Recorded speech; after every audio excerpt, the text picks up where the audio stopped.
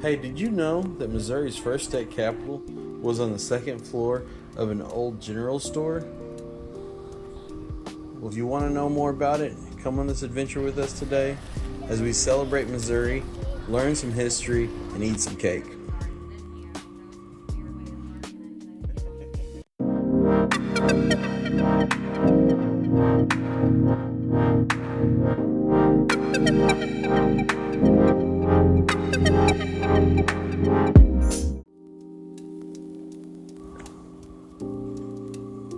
Welcome, drone enthusiasts and history buffs, to Ozark Drone Adventures. I'm your host, and today we're soaring through the skies of St. Charles, Missouri, as we celebrate 204 years of statehood.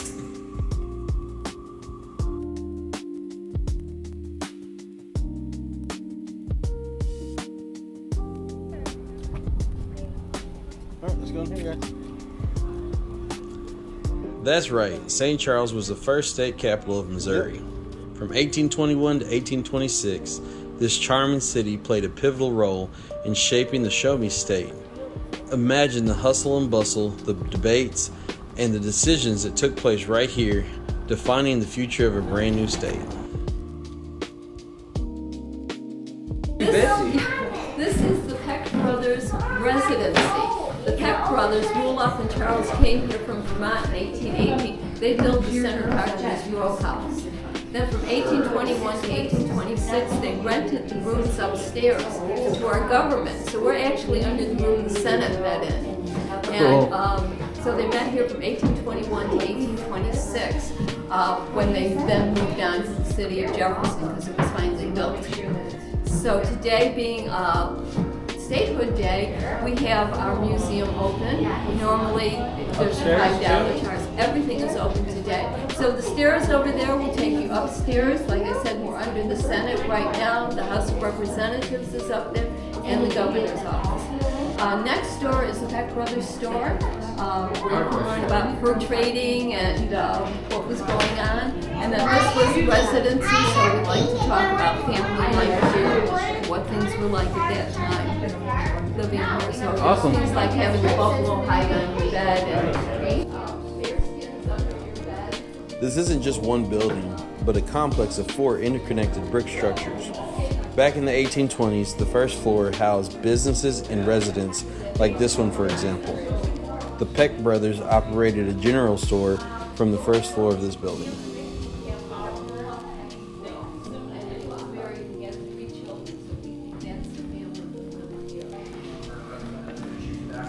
Here on the second floor, we see the area rented by the state for government use. Everyone, right? So that no one could spit in it. That would waste too much time. And so they just said, wherever you sat on your benches, you just spit your tobacco juice right on the floor. And that's why we have those black spots. We did something similar at the high school library. Just spit on the floor. What's the room next to the governor's, this little smaller room for? So that would be a meeting area. So that would be if the governor needed to meet with any of the representatives or Smaller senators. group? Yeah, smaller group meeting, or if you just want to meet with family or whatever, that would be just a second meeting space that's private. The rough-hewn timbers and dark wood floors you see today whisper tales of that early government.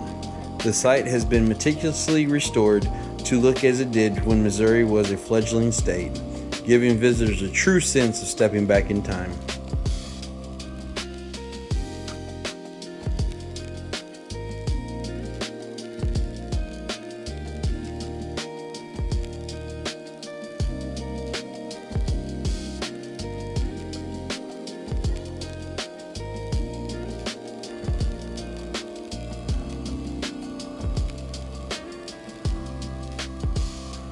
Today you can tour the very rooms where Missouri's first senators and representatives met. The restored legislative chambers, the governor's office, and even the dry goods stores were all preserved for the public. It's a truly immersive experience that helps you understand the challenges and triumphs of the state being born.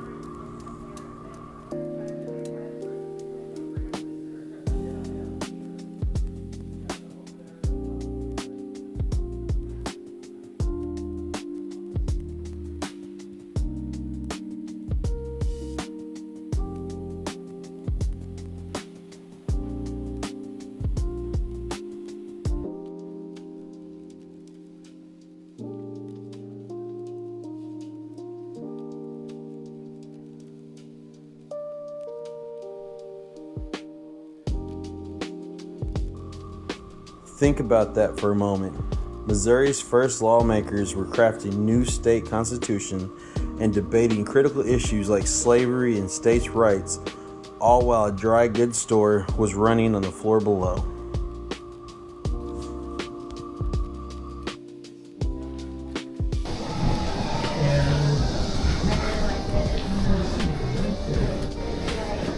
You're getting there. You've got a couple more places to go, but that's it. This place is cool. This is really cool. So again, built in 1818. Capital from 1821, 1820. So, was this their private space in the back?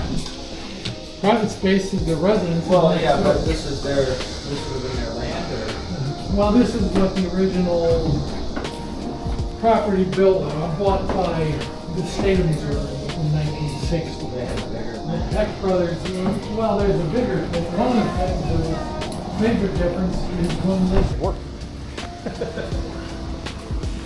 Come on in. So did you learn everything over there? Yeah.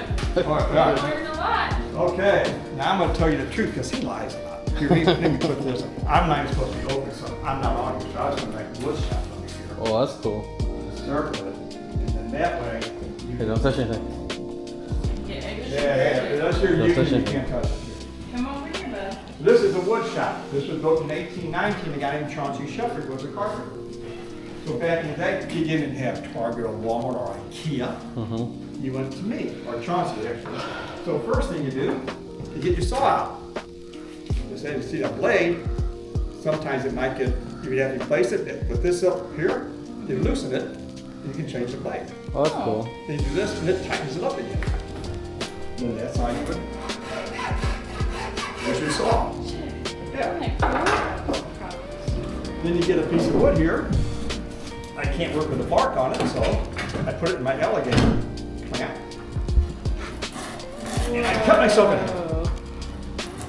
I'm not gonna cut myself in half. So really, I can't cut myself in half unless I dislocate my shoulders. So if it happens, check for my wife's foot first. You can use this. If you get a good long one, you can make a wicker basket out of these things. I Okay. never knew that's how they did that. I'm just making that up. But I've tried it, you can't do it. And you can use this for like some fire starter. And if I were to make a table leg, or maybe a candle holder, I'd go with my lathe here. And it can only go Check, down. no.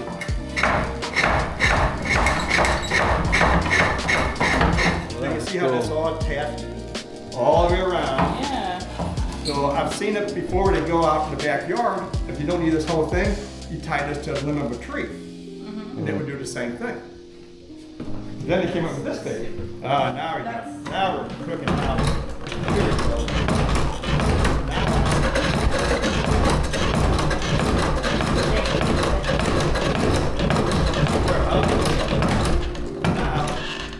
See, so now my left leg would be this big. My right leg would be this big. That's really cool. Yeah. That's how they do it back then. That's really cool. Thank you for showing us. Well, thanks for coming by. If you want some cake? As you explore the buildings, don't forget to take a step outside and walk around the grounds. While the buildings themselves are the main event, the space behind them tells its own story.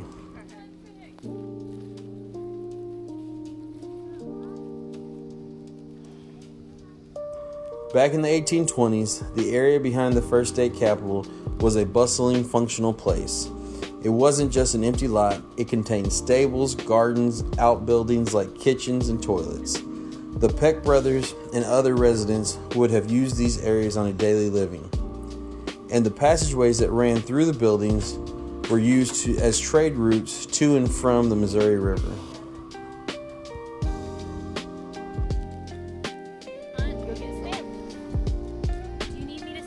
Today, after extensive archaeological work, the grounds have been carefully landscaped to reflect the early history. It's a peaceful and beautiful area, a quiet counterpoint to the busy main street out front. It's a great spot to pause and appreciate how a new state was being formed in the midst of everyday frontier life. You can even find a serene garden here with river views offering a different perspective on the historical site. Lemon balm.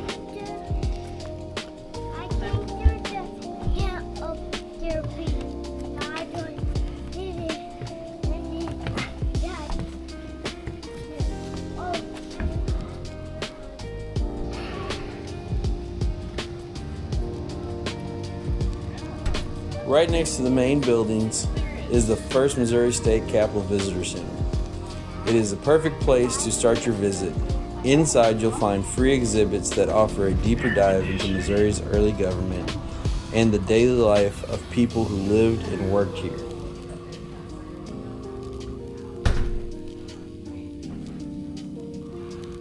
The Visitor Center is where you can also find the gift shop, where you can pick up a memento of your trip. We like to collect magnets. Tell me in the comments below what your favorite thing is to buy at the gift shop.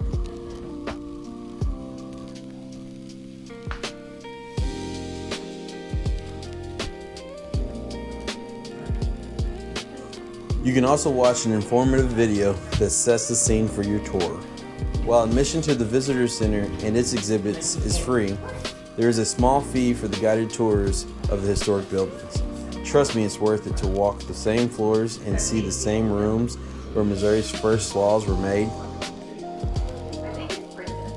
You can check the Missouri State Parks website or call ahead for the most up-to-date hours and tour information.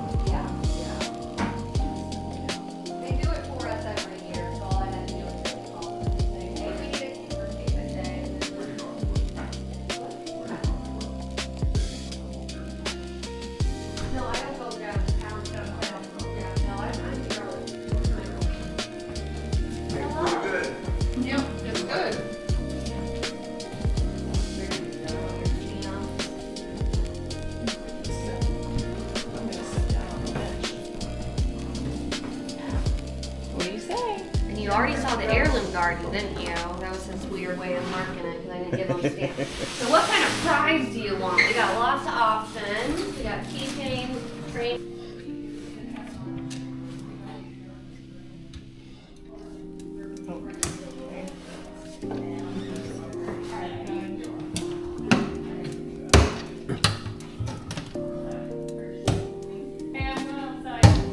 Okay.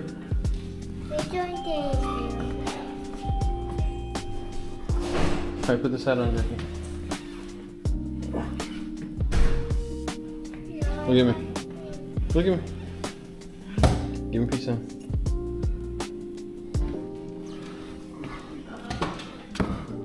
Alright, you guys ready to go?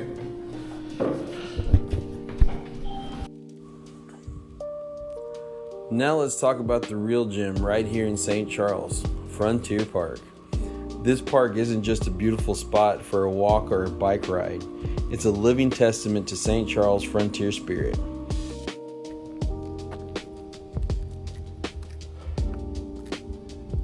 Give my water. Jackie had it. Oh, Jill has it. Give it. We got stuff to put in the scrapbook.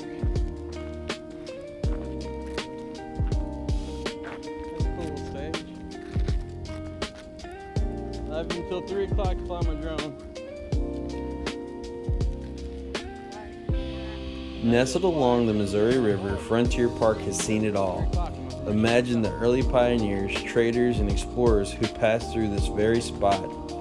It was a vital stopping point for those heading west, including the legendary Lewis and Clark expedition.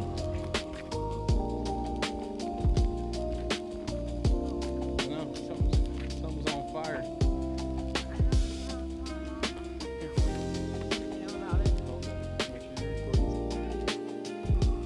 The old train station in Frontier Park, known as the Katy Depot, is a historic landmark in St. Charles, Missouri. Originally named M.K.&T Passenger Depot, it was built in 1893 and served the Missouri-Kansas-Texas MKT Railroad, which was often called the Katy Railroad.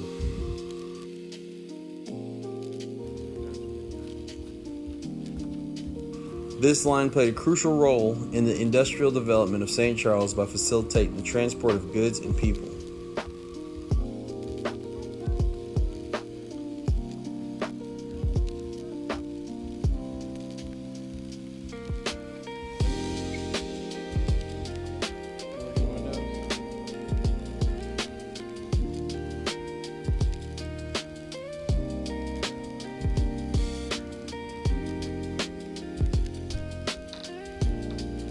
While it no longer functions as a train station, the Katy Depot has been beautifully restored and repurposed for the public. It's a popular spot for photos, including weddings and senior portraits. The depot can also be rented for private events. During the holiday season, it becomes a special Santa's cottage as part of St. Charles's Christmas Traditions event, when visitors can meet Santa Claus. The depot also hosts other community events and serves as a tangible link to the city's rich railroad history.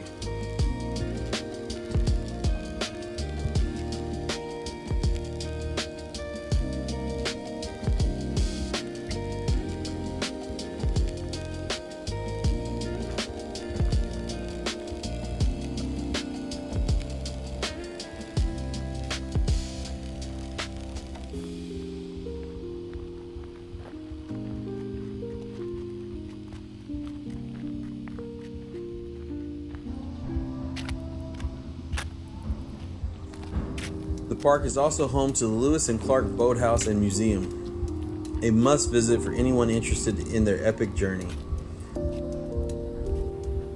You can learn all about their preparations, the challenges they faced, and the incredible discoveries they made right here at the confluence of the Missouri and Mississippi rivers. Unfortunately, it started pouring down rain before we were able to go.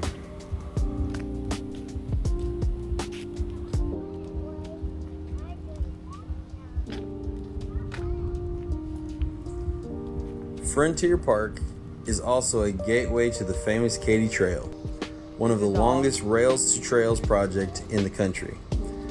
This former rail line is now a haven for cyclists and hikers, offering stunning views of the Missouri River, passing through charming small towns.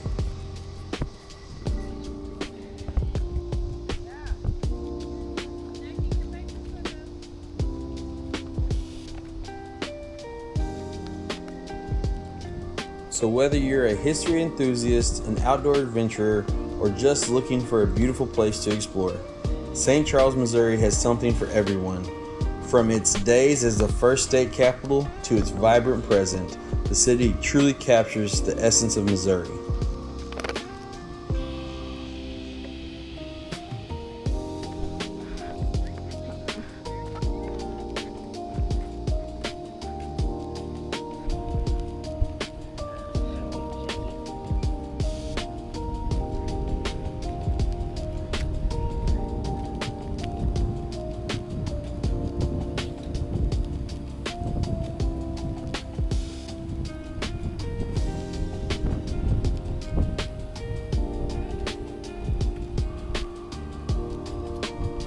Thanks for joining me on this Ozark drone adventure.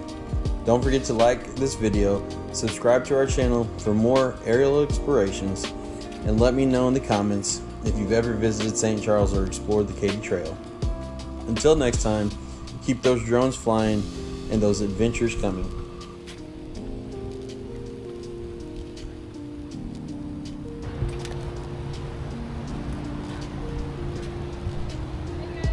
Best part.